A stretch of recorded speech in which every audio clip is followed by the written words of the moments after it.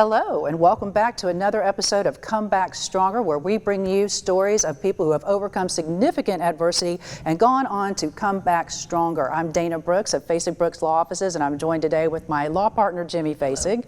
Jimmy, we have got a guest today who is also a lawyer, John Koufos. He has an interesting story, and I want to hear your perspective on this. Yeah, he was a lawyer. He was a high-profile criminal defense lawyer, primarily representing people like gang members, like the Bloods. And he would, try to get them off, go to trial, reduce their sentences. So he had a reputation up in New Jersey for what he did. He was very good at it. And like a lot of lawyers, the stress and all that of helping his clients kind of started eating at him. So he's managing it and self-medicating with alcohol. And he found himself to be a very, what he said, unfortunately, high-functioning alcoholic. So he said when he wasn't representing people, he was drinking. And he was drinking one time, as he often did, impaired, and he hurt somebody really badly. And that started a whole cycle for him. It sure did. And what I love about the story, though, is that he learned some lessons along the way. He ended up going to prison because of it. Right. And while he was in prison, he saw some needs that people that are going through the prison system have. Something gave him a totally different perspective than he had as a defense attorney. And he saw a need that when he got out, he decided to fulfill that need. And so this is a great comeback story, is when you go through some challenges, and then overcoming those challenges, you learn lessons along the way, and then you learn the lessons that you learn and use those lessons to help society. That's exactly what John Koufos has done. Yeah, and I'm so excited we got the chance to interview him, because he has really blown up. He's talking to important people about important criminal reform issues. So when we get back, we'll have our first part of our two-part interview with him, so stay tuned. And we are back. This is the first of our two-part interview with John Koufos. John Koufos, thank you so much for being with us today. Thanks for having me. You're a former defense attorney, now turned criminal justice reform advocate. But the journey from point A to point B was kind of a long and treacherous one. Can you give us a little bit about your background? Sure. So I grew up in the great state of New Jersey. We're required to say that if you're from New Jersey, and it is true. But I grew up in the great state of New Jersey and was a defense lawyer there for about a decade, and argued, large organized crime cases, gang cases, murders, racketeering, everything from municipal court to murder, as well as a pretty robust civil rights practice. But sitting behind all that I was a completely functional alcoholic. When I wasn't in trial, or doing something for a client, I was drinking, and I just happened, like so many, to be unfortunate enough to be a high functioning alcoholic. And I say unfortunate enough because for people who are able to participate in life's normal routine, right, work, etc., it's harder to admit you have a problem, right? And it's harder to correct it. So here I am, I have a law practice. I have, people working for me, doing big things around the state. And 20-year battle with alcoholism came to an end in the summer of 2011. I was driving drunk, as I unfortunately did so often. Only this time I hit somebody. It didn't kill them, thankfully, but I had nothing to do with the fact that they lived. I tried to lie about it for a few days until I sobered up, turned myself in, and that would begin my road to recovery, which would run squarely through the New Jersey Department of Corrections. The person I hit, thank the Lord, recovered. Again, I had nothing to contribute to that. I was the cause of all of it and did nothing to help. So the fact that they lived, particularly, in light of how they were hit, was nothing short of a miracle, candidly. I always tell people, if you don't believe that there's a higher power out there, check the discovery and the medicals from my case, because the fact that person not only lived, was not in a wheelchair is nothing short of divine, in my opinion. So this was the point in my life where I would go to prison, which was a little bit I guess ironic. My father was in and out of prison most of my life. He actually wasn't really a drinker. He was clearly a professional criminal, right? He had engaged in any number of frauds, gun offenses, etc. Was in prison many, many times. My mom was a teenage mom, had addiction issues of her own before she, got herself together. So the fact that I ended up in prison wasn't a surprise. But I guess at that age it was. I think I was 33 or 34 at the time. And you of course were a defense attorney at the time, so you knew the court system. But if I'm not mistaken, you pled guilty. You knew you were in the wrong, and you had remorse, and you didn't want to go through trial. You pled guilty from the start. First appearance, they would let me. I offered to plead guilty candidly pre-indictment. I said, you don't have to bother indicting me. I'll plead, let's work out a plea deal here that makes sense, and I'll plead out. If I was going to be serious about change and recovery, right, I had to be honest, and I had to come clean, and I had to accept whatever it was in front of me. So I pled guilty and was to a plea deal with a cap of 6 years. Of course, like everybody, I had hoped that it was going to be less than 6 years, of course, but that was the cap that I had pled to. And the judge gave me every day of those 6 years when I came back for sentencing. And, when I went to prison, and I think that when you practice law, you think, especially when you do criminal law at the level I did, I think you kind of believe that everything what goes on in the system. You understand how it's going to work. If there's a grievance, you know how to deal with it. None of that applies, right? As soon as the door closes behind you, and I'm laughing only because of how foolish it sounds today, but once that door closes behind you, it's a completely different world, right? And I was able to see a system that my clients had told me about for many years, and I couldn't understand what they were saying, because no one could ever understand what you're talking about until you're there. That's an entirely different world than anybody can expect. It is. There's completely different rules for things. And the other problem is, here I am, like a high profile guy, right? And you never want to be a high profile inmate in a prison, regardless of whether it's because of crime, notoriety, or who you were. Fortunately, because I had always taken care of the community, I didn't have as many problems with inmates as one might expect. I will, you get a lot of comments from, certain guards and things like that. But, even that, I got to tell you, I saw, as I look back on prison, I saw some of the best people in prison. And I don't just mean inmates, right? I saw inmates, candidly, that should never be released. And anyone who doesn't logically appreciate that has never been in a regular prison, right? I was locked up, people should never be released.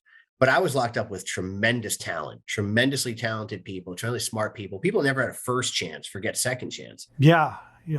The most surprising thing to me was that nobody asked me for money, which is good because I was going bankrupt. But nearly everybody asked me for a job. And it was so fascinating to me, because here I am wearing orange or khaki, depending on the day, just like everybody else.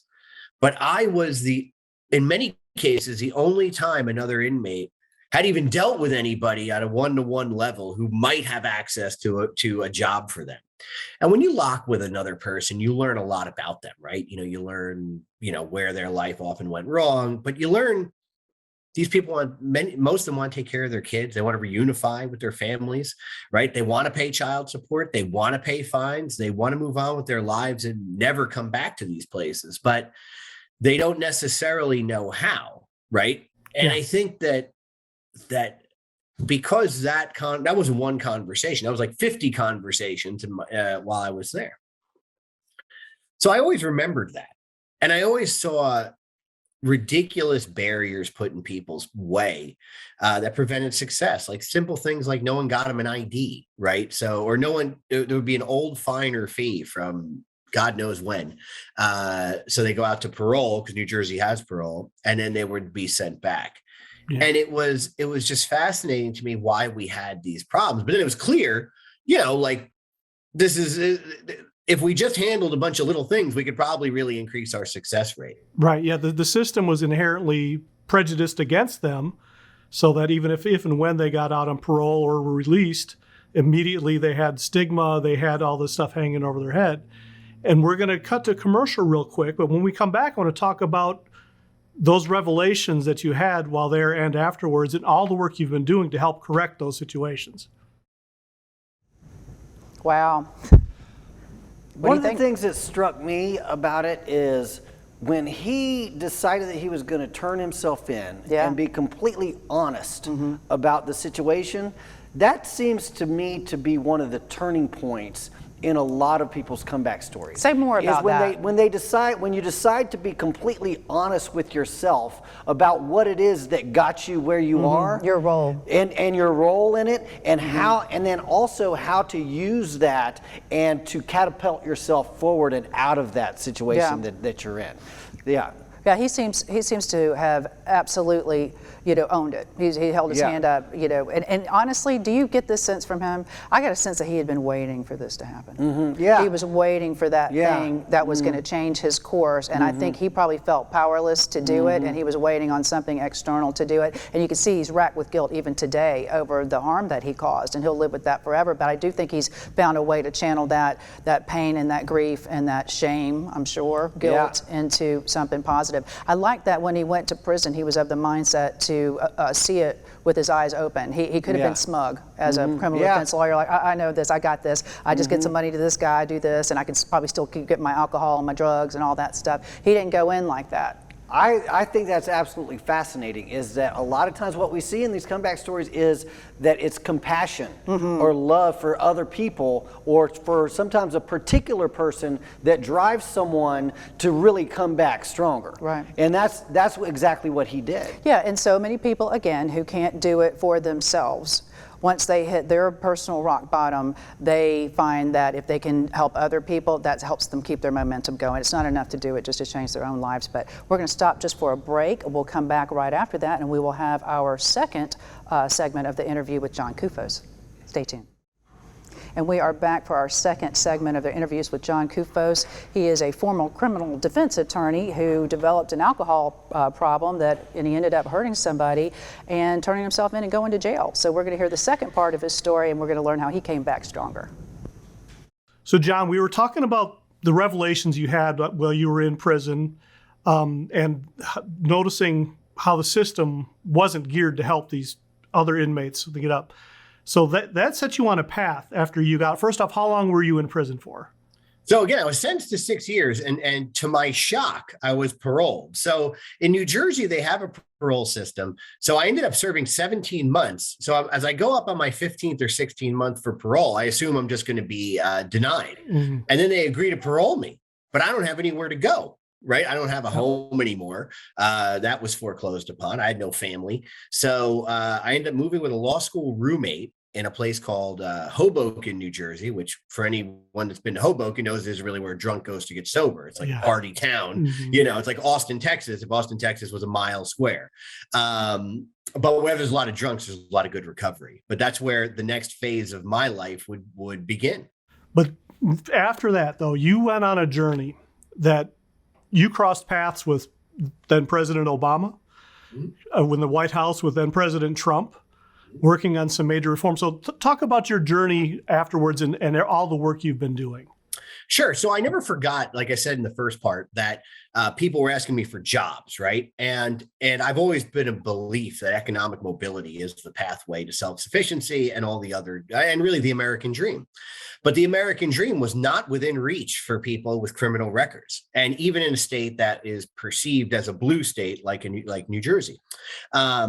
So what I did was, first thing I did was I got all my old lawyer buddies together, right? And we created, at the time, it was the largest driver's license restoration program in the country for people with criminal records who had those old fines and fees that we talked about. And my lawyer buddies would go around the state and clear these up pro bono for people. And the reason they would do that, so people could then get a job, a CDL, right? And to get the warrants handled. So collaterally to that, I had a chance meeting with a former governor of New Jersey named Jim McGreevey, who was doing county jail ministry. And Governor McGreevey wanted to see reentry programs built all over the state. So we got together and we went and sat down. He took me to see Governor Christie and many other people in the cabinet at the time. And then we created a nonprofit called the New Jersey Reentry Corporation. That became the largest reentry organization in New Jersey. That's amazing. Had all the living governors on the board of directors. They asked me to be the executive director. So I did that for 3 years. President Obama toured us in our partner program, Integrity House. So I got to be on stage with President Obama back in, I think it was 15 or 16. And then I was asked to come lead a national project in DC, where I live now, a national project to advanced reentry policy gearing towards second chance hiring and job development. And that work was noticed by the Trump administration. So I was in the Trump White House many, many times and on stage with President Trump a few times, probably 3 or 4, I think, talking about second chance hiring, right? Because he was really interested in advancing that. At the same time, I was one of many advocates to help push the First Step Act. And I worked with dozens of governors around the country to advance similar reforms around the country. So I did that. And then when that project was up, I've just been doing different projects. Most recently, last year, we did a big second chance hiring training and documentary called Retaining Talent. And what that was about, JP Morgan, obviously the international bank, one of the largest banks on the planet, has been really interested in the second chance hiring space. And JP Morgan's Florida office wanted to capitalize on Florida's hot economy, right? I think you have some statistic there. It's only 62 applicants for every 100 job openings or something like that. And there's this overlooked talent pool in Florida of people with criminal records, right? Yeah. Appropriate people with criminal records, meaning people who are qualified for the job, aren't going to cause any problems to the employer, but just so happen to have a record. And now, retaining talent is they're talking about doing it nationally. Wow. And the Florida Chamber featured us in October as well. So Florida employers are capitalizing on this market, right, to really drive value to their companies, not a charity, but to drive value. I want to go back to the First Step Act in 2018. I read that was considered some of the most significant legislative reform in that area in over 30 years. I mean, How significant was that, getting that act passed? I mean, it was complete. It changed the entire system. And I think that in a lot of ways. So first and foremost, what it did was it helped level some of the sentencing disparities in this country. It created a compassionate release mechanism, an expansive compassionate release mechanism. So if you had people who are no danger, but are candidly, might be on dialysis, they might be too sick, they might have a dying relative at home that are not a public safety risk. There's a whole assessment to ensure that they're not a public safety risk from the federal prison system. They can go home and either die with dignity or take care of their family. It created pre-release custody, which is really interesting. So like Florida, the federal system has no parole. So you do 85% of whatever number you're given, almost identical to your state in Florida, right? So what they did was they never shortened sentences, but what they did was they took certain classes of people and allowed them to serve their time, retaining inmate status, but in the community, right? People who are deemed no risk and don't have certain disqualifying offenses. So what happens is you have people who have the sword over their head, right? If you mess up, you go right back to federal prison, wherever you were. But if you don't, you have a chance to get a jump start on rebuilding your life, which candidly adds tax bases to the community and reduces recidivism long term. Fascinating. And I was very lucky to be to be in the Oval Office with President Trump when that was signed, and was able to chat with him both before, after, and during. And I think the hidden effect of the First Step Act, though, that people don't realize, because if you're not like a policy wonk like me, right, in this space, is that it catalyzed other states to do other types of criminal justice reforms who may not have been so interested in it previously, or may have thought it might be a political risk. So you started to see more conservative states, right, saying, wait a second, if President Trump could do this without compromising public safety, maybe we can do something too. So you started seeing laws pop up in Mississippi, the Carolinas, all these other places that are certainly not going to be thought of as tough on crime, or excuse me, as soft on crime. They're certainly not going to be thought of as soft on crime areas, but there are reforms, including your home state of Florida. Well, John, I want to thank you so much for being with us this afternoon. Thank you for everything you're doing. Real quick, if somebody wants to learn more or get in touch with you, how would they do that? Yeah, I think there's two places. You can watch what the exciting work we did in Florida at retainingtalent.org.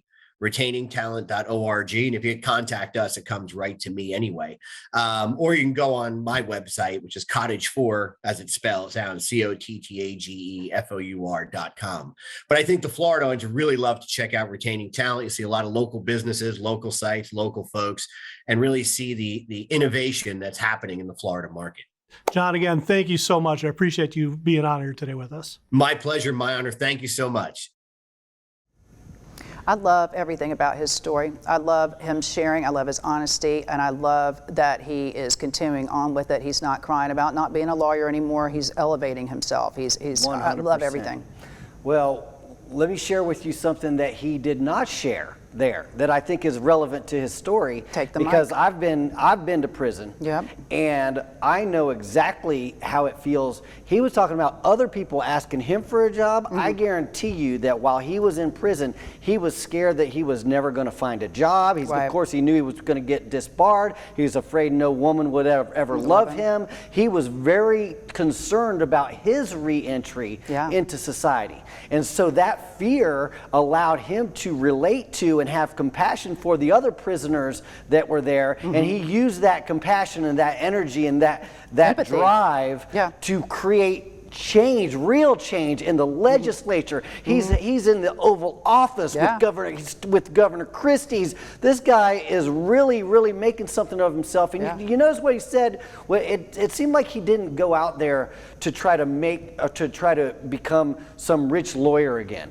He said he came out and he wanted to make a difference. Right. And that's exactly what he did. Well, he saw so much wasted human capital. Yeah. You know, and there's so many people, you know, when you get to a certain age or when you are incarcerated, a lot of people just, you're done. You have no more worth. You know, we don't need you in society anymore. And he's saying, no, you're sitting on a lot of talent here. And let's do something about it. Let's do some things that make sense. When we come back after the break, I want to talk about the thought of restorative justice or criminal justice reforms and something outside of that, you know, one size fits all, you know, one path approach to criminal justice. So very exciting interview. We're going to wrap up our discussion of John Koufos right after the break. And we are back. We have seen the two-part interview of John Koufos. He was a former criminal defense attorney in New Jersey, high-profile guy, represented gangs mostly. And then he developed an alcohol problem, hurt somebody, driving drunk, went to prison. And when he got there, he learned that he was wrong about a lot of things. He was seeing things for the first time, seeing some potential in some people for the first time. And he thought, this is being wasted. Let me do something. Let me help people. And he went out. He's been engaged politically at the highest levels. Looks like pretty bipartisan efforts. He's just he's about the mission, not the politics. And he's made some serious changes. He's talking about criminal reform.